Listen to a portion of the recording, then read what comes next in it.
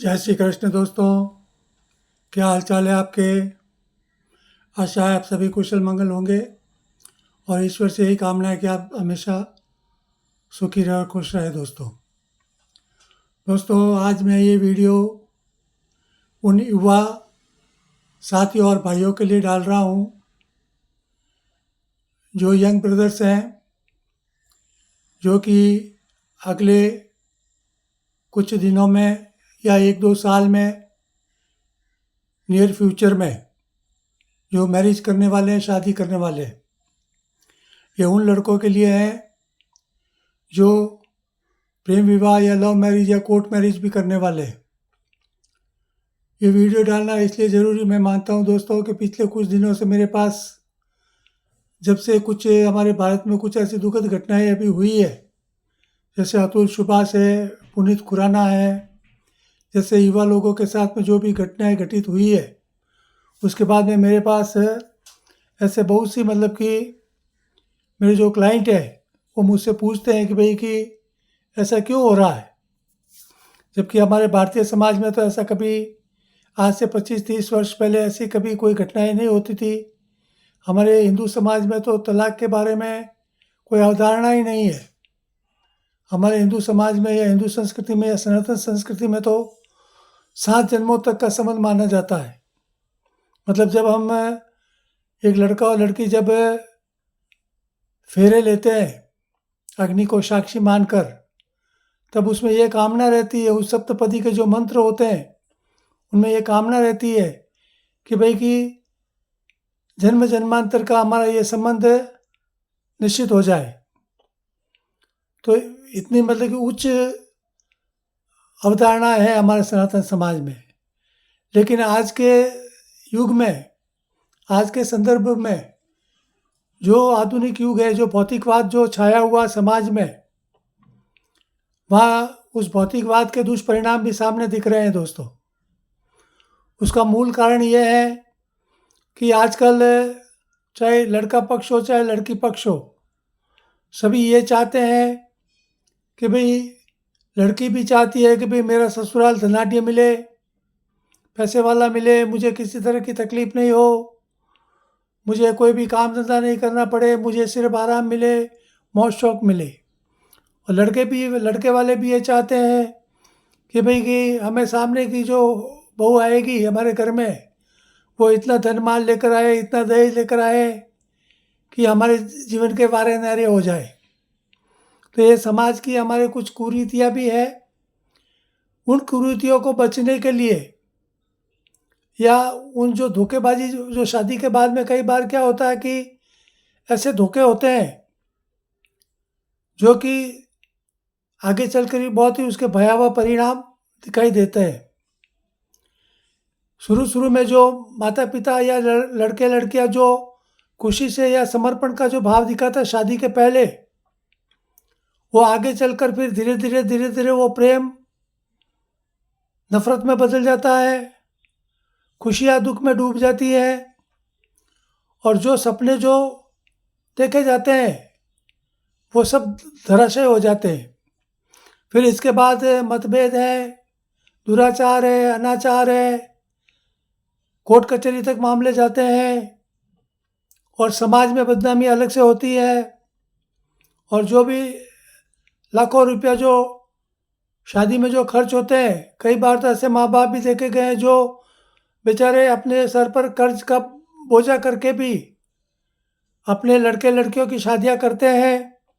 और जब आगे चलकर वो शादी आदि असफल हो जाती है, वो मैरिज फेल हो जाती है, तो फिर उन बेचारों को ज़िंदगी भर वो कर्ज का बोझा भी ढोना पड़ता है और वो तनाव और रोगों से ग्रस्त हो जाते हैं। तो मेरा एक सुझाव सभी युवा साथियों से है, युवा भाइयों से है कि कृपया आप जिसको जीवन संगिनी बनाने जा रहे हैं, जिसको अपना लाइफ पार्टनर बनाने जा रहे हैं, कम से कम शादी के बाद में आप जो प्रेम और प्यार और अनुराग आज उसके साथ रख रहे हैं, वो आगे चलकर भी कायम रहे या नहीं रहेगा, उसके बारे में आपको पहले कुछ सावधानियां जरूर बरत लेनी चाहिए दोस्तों। उसका मूल कारण यह है कि मेरा ये सुझाव है कि हमारे ऋषि मुनियों ने या कई ऐसे आचार्य हुए हैं, जैसे वारामीर है, पतंजलि है, आर्यभट्ट है, ऐसे कई लोग हुए हैं जिन्होंने ऐसे ऐसे ग्रंथों की रचना की और ऐसे ऐसे सिद्धांतों के प्रतिपादन किया है। आज विज्ञान को तो अभी साल 100-200 साल में ही वो ब्रह्मांड की जो रहस्य है उनको उनका ज्ञान हुआ है, लेकिन हमारे ऋषि मनीषियों ने तो आज से हजारों सैकड़ों वर्ष पहले ही आज जो विज्ञान जो सिद्धांत प्रतिपादित कर रहे हैं वो उन्होंने पहले ही प्रतिपादित कर दिए थे। उनके पास इतना अतीन्द्रिय ज्ञान था कि उनके पास बिना कोई उपकरण के वो अपनी अंतर जो सूक्ष्म जो उनके पास ज्ञान था उनके आधार पर जो बातें लिखी थी उन्होंने, वो आज इस वैज्ञानिक युग में सटीक साबित हो रही है दोस्तों। इसलिए मेरा कहने का तात्पर्य यह है कि कुछ आप ज्योतिष में भरोसा करें या नहीं करें, लेकिन कम से कम शादी के पहले जरूर किसी योग्य पंडित के पास जाकर लड़का और लड़की दोनों की जो कुंडली होती है जन्म समय के जब बनाई जाती है, जन्म के समय पर, बर्थ टाइम पर, उन दोनों का मैच मेकिंग कर लेवे, उनका गुण मिलान कर लेवे, तो आपके आगे चलकर आपके भविष्य में या आपके जो भी मैरिड लाइफ होगी, शादीशुदा जीवन होगा, उसमें किसी प्रकार की दुख तकलीफ या गम नहीं होगा दोस्तों, ये मेरी गारंटी है दोस्तों। तो इसलिए मैं एक सामने आपको एक चार्ट दिख रहा है, वो चार्ट में वैसे आपको समझ में नहीं आएगा, लेकिन मैं आपको उसके बारे में भी कुछ समझा देता हूँ कि आप लोगों को क्या करना है। तो उसको आप थोड़ी देर समय निकाल कर समझेंगे तो ये आपके लिए मतलब कि बहुत ही काम की चीज़ साबित होने वाली है। तो मैं भी आपको उसके बारे में मैं शुरुआत करता हूँ। जैसे ये जो सामने जो चार्ट लिखा है वो देखिए, सबसे पहले हिंदी और इंग्लिश, हिंदी में भी और इंग्लिश में भी दोनों लिखा हुआ है। मेरे कई क्लाइंट ऐसे हैं जिनको हिंदी नहीं समझ में आती है, तो उनके लिए मैंने इंग्लिश में भी सामने उसका मीनिंग बता दिया है, और जिनको कई ऐसे जो है हिंदी वाले भी हैं जिनको इंग्लिश में, उनके लिए हिंदी में भी लिखा हुआ है। तो दोस्तों सबसे पहले ऊपर की जो लाइन है उस पर ध्यान दीजिए। विवाह पूर्व वर कन्या गुण मिलान। विवाह पूर्व मतलब शादी से पहले लड़का और लड़की इन दोनों के गुणों का मिलान किया जाता है, उसको गुण मिलान बोलते हैं। गुणों का मिलान यानी लड़का और लड़की के आपस की अंडरस्टैंडिंग है, समझ है, बुद्धि है, उनका जीवन आपस में कैसा एक दूसरे के प्रति सहयोग रहेगा, हेल्पिंग नेचर रहेगा या नहीं रहेगा, वो सब इन चीज़ों से मालूम पड़ता है दोस्तों। आगे इंग्लिश में लिखा है before marriage boy and girl match making result. तो ये सब इंग्लिश में है, इंग्लिश वालों को इस तरफ उसको पढ़ लेना चाहिए और हिंदी वालों को इधर पढ़ना है, और मैं आपको समझा भी रहा हूँ। अभी आगे चलते हैं तो ये 1 नंबर पॉइंट है, इसको बोलते हैं वर्ण मैत्री। मतलब ये ज्योतिष की भाषा में है सब ये, लेकिन इनका क्या मतलब होता है ये आगे हिंदी और इंग्लिश में उसका ट्रांसलेशन किया हुआ है। आप उसको मैं जैसे बोल रहा हूँ आप समझ ले दोस्तों। जैसे 1 नंबर है, 1 नंबर वर्ण मैत्री 1 पॉइंट, आपसी कार्य दक्षता, कर्मठता और आलस्य। इसका मतलब है जो लड़का और लड़की शादी के बाद में उनके आपस में कार्य दक्षता, मतलब क्या होता है कि जीवन में हमें कोई ना कोई काम धंधा तो करना पड़ता ही है, चाहे वो लड़का हो चाहे लड़की हो। चाहे लड़की मान लो ससुराल में जाने के बाद कोई काम नहीं करे, लेकिन कम से कम अपने परिवार में उसको उस चीज़ में मतलब कि कोई ना कोई काम तो करना ही पड़ेगा, चाहे वो गृहिणी हो चाहे कोई भी हो। तो ये चीज़ है। तो उसमें क्या है कि मान लो अभी कोई लड़की है, यदि वो शादी करके ससुराल में गई और वो आलस्य करेगी, कोई काम धंधा नहीं करेगी, तो आगे चलकर उसके लिए भी ये समस्याएं लड़के के जीवन में आ सकती है। तो ये चीज़ इस पहले गुण से ये उसका पैरामीटर है, ये देखना पड़ता है। जैसे इंग्लिश में लिखा है hard work, laziness, mutual efficiency, मतलब आपस में उनके दोनों की कार्य दक्षता देखी जाती है। फिर सेकंड पॉइंट पे चलते हैं। Second number वश्य। वश्य यानी परस्पर प्रेम और अनुराग, समर्पण, आत्मसंतोष, mutual love, respect, self pleasure. तो परस्पर प्रेम अनुराग, आपस में जब लड़का और लड़की है, जो शादी के पहले जो प्रेम और अनुराग होता है वो आगे भी उसी तरह कायम रहना चाहिए। अब वो आगे कायम रहेगा नहीं रहेगा, वो ये 2 नंबर जो पॉइंट है वश्य, उसमें वो उसकी जांच परख की जाती है। तो इसके जो रिजल्ट आता है उसके अनुसार मालूम होता है कि आगे चलकर लड़के और लड़की में वो प्रेम और अनुराग रहेगा या नहीं रहेगा, रेस्पेक्ट है, सेल्फ प्लेजर है, म्यूचुअल लव उनमें रहेगा नहीं रहेगा, उसके बारे में ये उस पॉइंट से निकाला जाता है। फिर 3rd नंबर जो है तारा।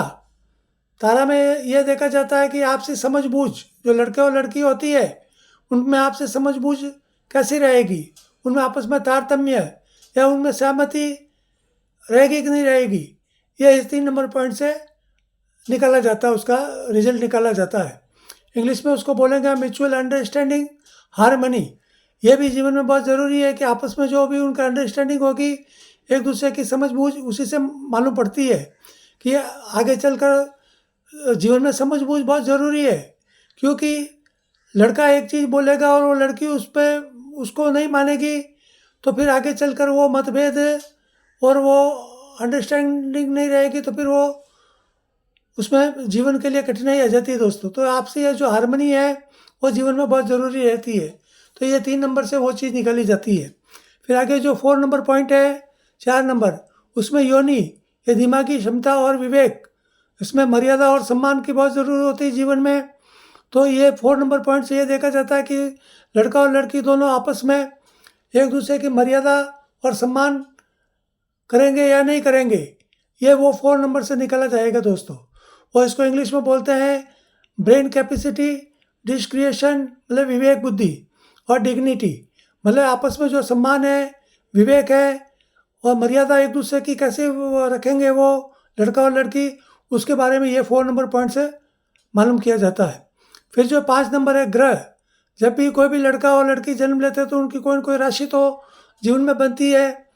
तो उस राशि का जो स्वामी होता है, लॉर्ड होता है, उसके आपस में ग्रह की जो संबंध होते हैं उसके बारे में ये ग्रह मैत्री देखी जाती है कि उनमें आपस में मैत्री है या नहीं है। इसके लिए उससे क्या गुण देखा जाता है, जैसे परस्पर स्वभाव और झुकाव, क्रोध और क्षमा, मतलब कि एक दूसरे का जो नेचर होता है, जो स्वभाव होता है, उनके बारे में कोई एक क्रोधी होगा तो दूसरे को क्षमाशील यदि होगा तो वो मामला आगे चलकर सेट हो जाता है। लेकिन यदि दोनों क्रोधी होंगे तो फिर आगे चलकर क्या होता है, धीरे धीरे वो जीवन जो है उसमें जहर घुलना शुरू हो जाता है। तो उसको इंग्लिश में हम बोलेंगे mutual nature, anger and forgiveness.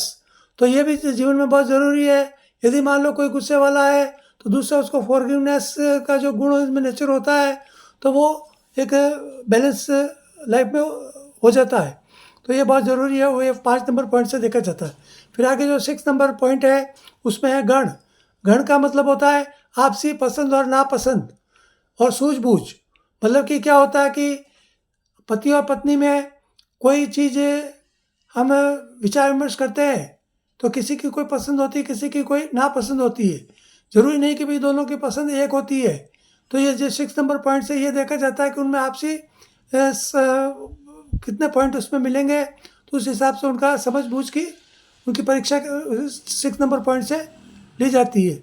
इसमें इंग्लिश में है उसका मतलब mutual interest, respect and honour. तो आपस में जो एक दूसरे की लड़का और लड़की में रेस्पेक्ट भी होनी चाहिए और उसका ऑनर भी होना चाहिए एक दूसरे में, तब जाके जीवन की गाड़ी सुचारू रूप से चलती है दोस्तों। फिर आगे 7 नंबर है। 7 नंबर है राशि। इसमें लिखा है आपसी व्यवहार, विचार, आर्थिक ईमानदारी। अभी मान लीजिए कि लड़का और लड़की दोनों में से मान लो लड़का कमा रहा है, अच्छे पैसे कमा रहा है, लेकिन आगे फिर वो जब घर में पैसे लेकर आता है, लेकिन उसकी जो पत्नी है, जो उसकी जीवन साथी है, वो यदि आर्थिक रूप से ईमानदारी नहीं रखेगी तो वो पति के लिए हमेशा आर्थिक मुश्किलें मतलब उसके जीवन में रहती है।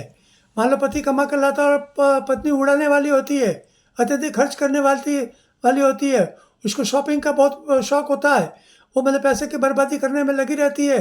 तो ये गुण इस 7 नंबर पॉइंट से देखा जाता है कि भाई उनमें आपस में आर्थिक ईमानदारी, उनका आपस में व्यवहार और उनके विचार आपस में कैसे रहेंगे, तो उसको इंग्लिश में बोलेंगे म्यूचुअल बिहेवियर, फाइनेंशियली ऑनेस्टी।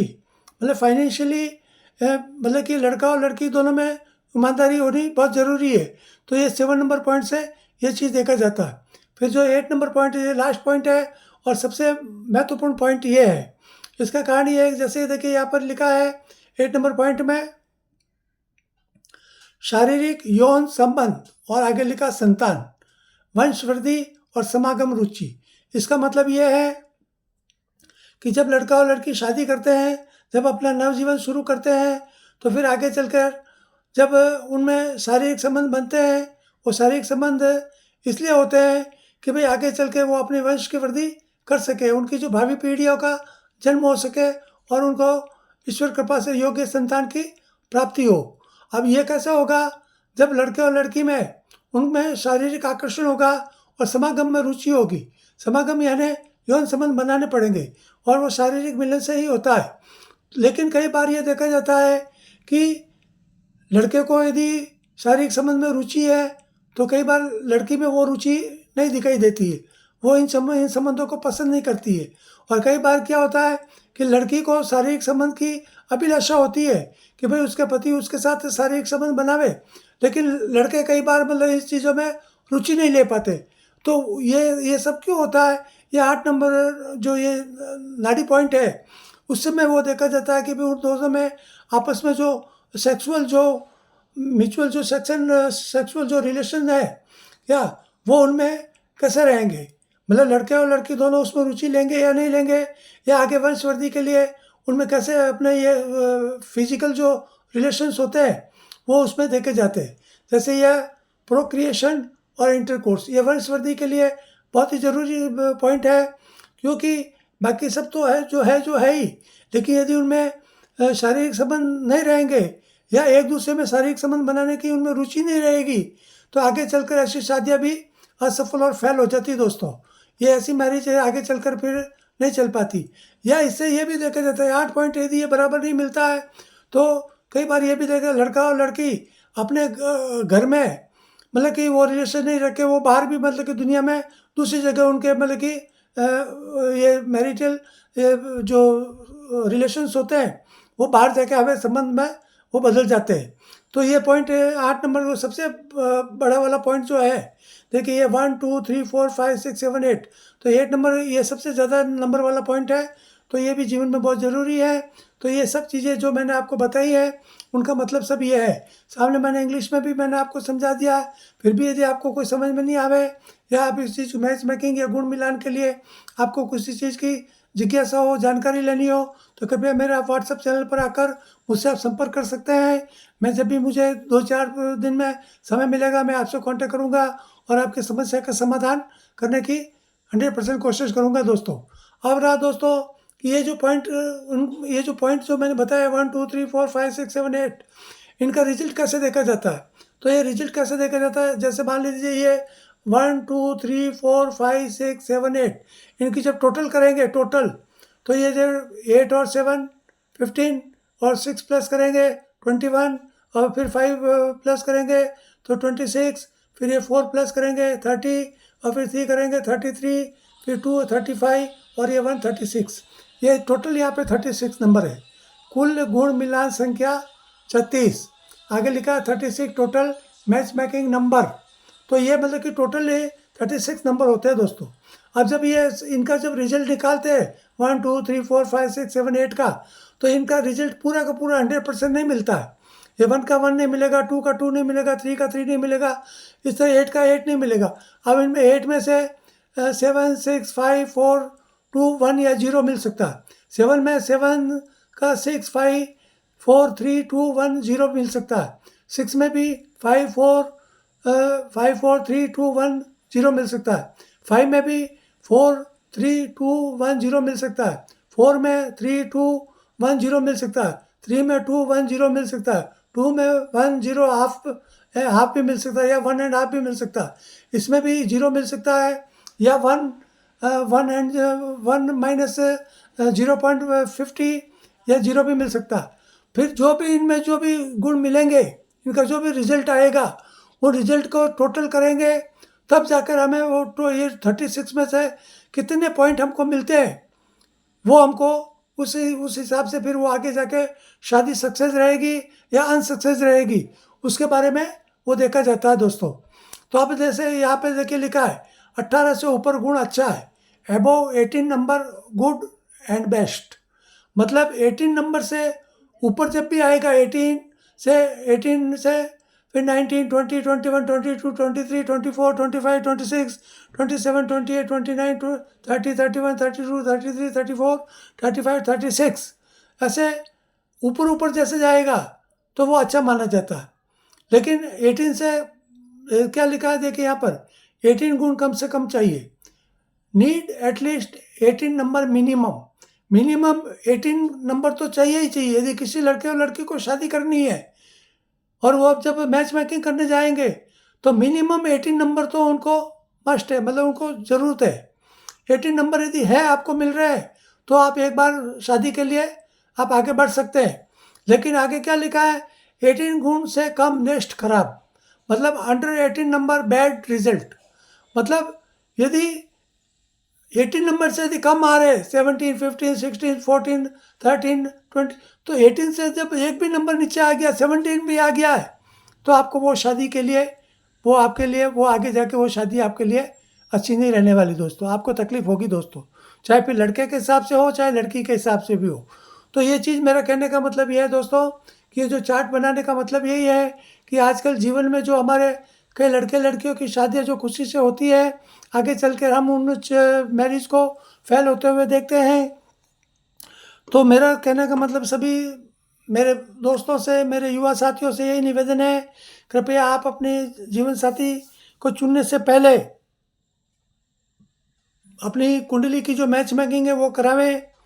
उसके बाद में यदि आप आगे जाकर लव मैरिज करो, कोर्ट मैरिज करो, चाहे अरेंज मैरिज करो, आप कुछ भी करो, लेकिन उसके पहले आप इसको ये गुण मिलाने मैच मेकिंग करो, तो कि आपके जीवन में आगे चलकर किसी तरह की कोई तकलीफ़ दोस्तों नहीं होगी। ये मेरे आपको पूरा विश्वास है और ईश्वर पे मेरा पूरा भरोसा है दोस्तों। और हमारे जो ये ज्योतिष शास्त्र हैं इन पे भी थोड़ा आप इसका सहारा लीजिए, ताकि आपकी ज़िंदगी में हमेशा खुशहाली रहे दोस्तों। तो मैं आगे और ज़्यादा कुछ नहीं कहना चाहता हूँ, और कृपया अंत में मेरा एक निवेदन है, कृपया मेरे से यूट्यूब चैनल को सब्सक्राइब करें, लाइक करें, और जो भी मैंने बातें बताई है ज़रूरी नहीं है आप इसको माने या नहीं माने, वो आपकी मर्ज़ी की बात है। मैं तो एक समाज की सेवा के रूप में मैं ये सब मेहनत करके डाल रहा हूँ। यदि आप इसको मानते हैं तो अच्छी बात है, नहीं मानेंगे तो वो आपकी मर्ज़ी की बात है दोस्तों। तो आज के लिए केवल इतना ही। धन्यवाद। जय श्री कृष्ण, जय श्री राम दोस्तों।